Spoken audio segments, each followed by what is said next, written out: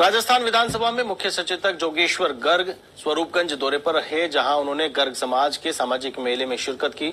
इस दौरान हमारे संवाददाता से खास बातचीत में जोगेश्वर गर्ग ने कहा कि देश का दुर्भाग्य आज भी जनता जातिवाद के आधार पर मतदान करती है। देखिए खास रिपोर्ट।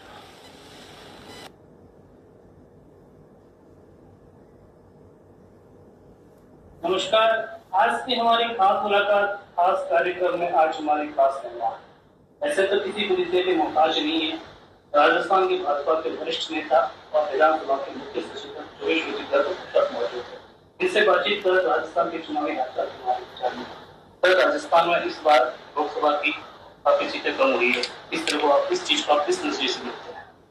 देखिए, लगातार 2 चुनाव से हम 25 की 25 सीटें जीत रहे थे, तो वो तो हाई पीक था, उससे ऊपर तो जा नहीं सकते थे, तो ज्यादा संभावना नीचे आने की रहती है। 10 साल लगातार किसी सीट पे एक ही सांसद रह जाए या एक ही पार्टी रह जाए, तो जिसे एंटी इनकम्बेंसी कहते हैं, वो थोड़ा बहुत प्रकट पैदा हो ही जाता है। और उसका असर कुछ जगह पे पड़ा और कुछ जगह पे कोई जातिगत समीकरण बिगड़ गए, कोई निर्दलीय खड़ा हो गया, कोई दूसरी पार्टी से खड़ा हो गया, ऐसे करके वो, तो उसके कारण से थोड़े से कुछ सीटों पे हमारे समीकरण बिगड़ गए, कुछ सीटें कम हो गई, लेकिन कोई बहुत ज्यादा टेंशन वाली बात भी नहीं है। कांग्रेस के लिए कोई बहुत खुश होने वाली बात भी नहीं। कभी कोई जमाने वो खुद 25 की 25 सीटें जीतती थी, वो पार्टी आज 8 सीट पे बैठी है, और तो कोई बहुत बड़ी बात नहीं है उनके लिए। लेकिन फिर भी हमारी सीटें कम हुई है, वो हमको चिंता है, और भविष्य में उसका नुकसान कैसे कवर करना वो करेंगे। प्रदेश और राष्ट्रीय पर काफी पटक चल रही है। आपके जो राष्ट्रीय अध्यक्ष नड्डा जी है, उसको केंद्रीय कैबिनेट में समाहित करके मंत्री का जिम्मा दे दिया है।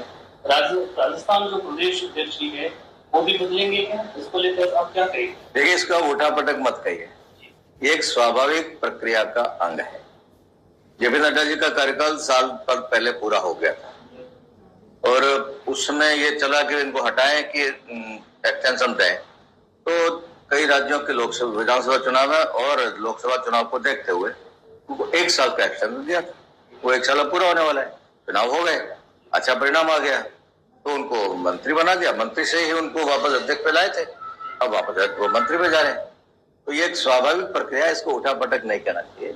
और भारतीय जनता पार्टी में तो अध्यक्ष बदलते रहते हैं। हमारी जब प्रदेश कार्य समिति की बैठक होती है, तो 6-7 लोग मंच पे वो बैठे होते हैं जो पहले अध्यक्ष रहे हुए हैं।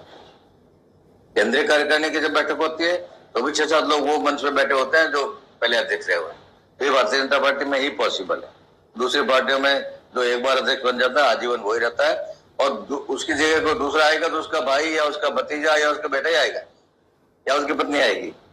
तो वो हमारी पार्टी में नहीं है। कार्यकर्ता का महत्व है, कार्यकर्ता को अवसर मिलता है, और ऐसे प्रदेश में भी होने वाला है। यदि परिवर्तन करते हैं तो कोई कार्यकर्ता आएगा। तो आप प्रदेश की जैसे बात की, जोधपुर संभाग के सबसे वरिष्ठ नेता गर्ग आप है, तो क्या आप उस मुकाम को प्रदेश अध्यक्ष की जिम्मा यदि पार्टी देती है तो निभाने के लिए तैयार है? देखिए, राजनीति में कोई वरिष्ठता नहीं होती है, न कोई आप सीनियर की लिस्ट होती है, न कोई प्रमोशन पॉलिसी होती है।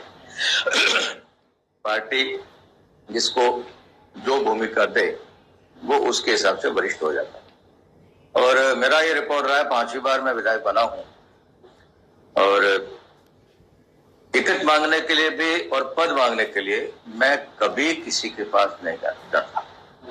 पार्टी को जब उचित लगता है टिकट देती है, जब उचित नहीं लगता मुझे को न देकर दूसरों को देती है, जब उनको उचित लगता है मुझे पद देती है।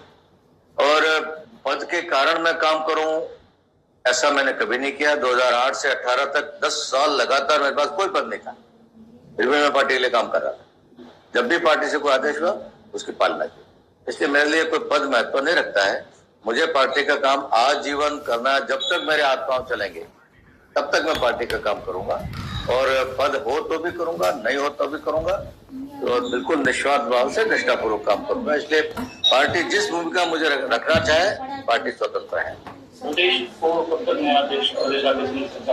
जरूरी नहीं कि मिले, कोई अभी कोई ऐसा कुछ नहीं कि परिवर्तन होना ही है, हो भी सकता है, नहीं भी हो, तो इसलिए कोई बहुत आवश्यक नहीं कि परिवर्तन होगा, लेकिन होगा तो भी कोई कार्यकर्ता ही आएगा, अच्छा कार्यकर्ता आएगा। अभी तक जैसे चर्चाएं चल रही है अच्छा, ये भी है कि मुख्यमंत्री भी बदल सकते हैं, इस चीज को आप किस दृष्टि से देखते हैं? देखिए, इन चर्चाओं का कोई आधार नहीं होता है और ये कई बार गप्पे भी होती हैं।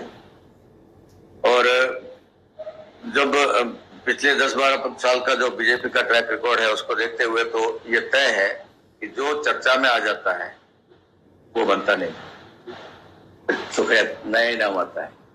इसलिए चर्चा के भरोसे मत रहिए।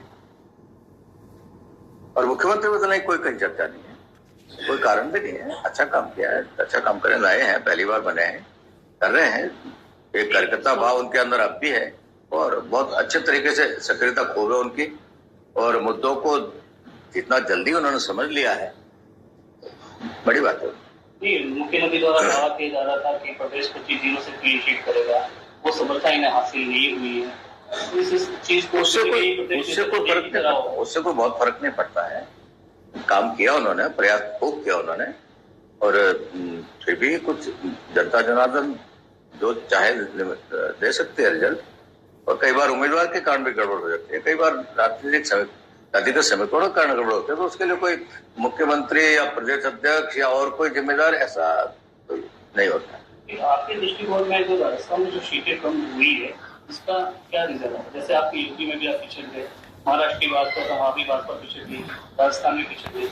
दुर्भाग्य से भारत में राजनीति में अब भी जातिवाद हावी है। और ये मेरी जाति का है, ये मेरी जाति